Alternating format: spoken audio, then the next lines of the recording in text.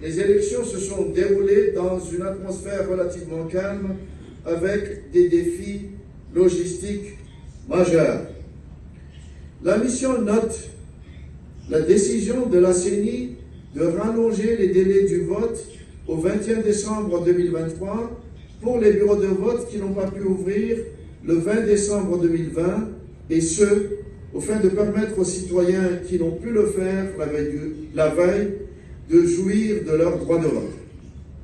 La mission félicite le peuple congolais pour son engagement et sa détermination à exprimer son devoir civique. La mission exhorte les autorités, les acteurs politiques et toutes les parties prenantes à faire preuve de retenue et à créer un cadre de dialogue politique ouvert et inclusif au fin de préserver la cohésion nationale et la stabilité politique, qui sont nécessaires au renforcement de la paix et du développement de la RDC. Pour terminer, nous avons formulé des recommandations dans un premier temps à l'endroit du gouvernement et des législateurs. Donc il s'agit de prendre toutes les mesures nécessaires pour appuyer l'acheminement à temps du matériel électoral sur l'ensemble du territoire national afin de permettre une plus grande participation des populations. Le retard ou l'absence du déploiement des matériels électoraux ont causé des préjudices à la bonne tenue du scrutin.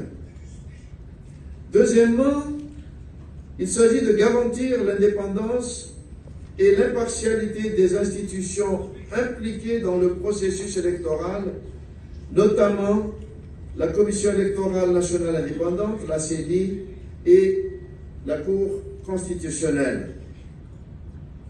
Les recommandations suivantes sont adressées à la CENI.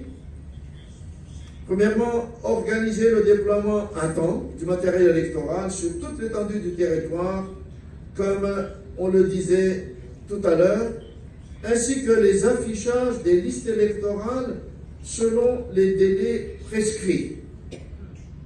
Deuxièmement, prendre les mesures nécessaires pour traiter les problèmes relatifs aux cartes électorales, duplicata, etc.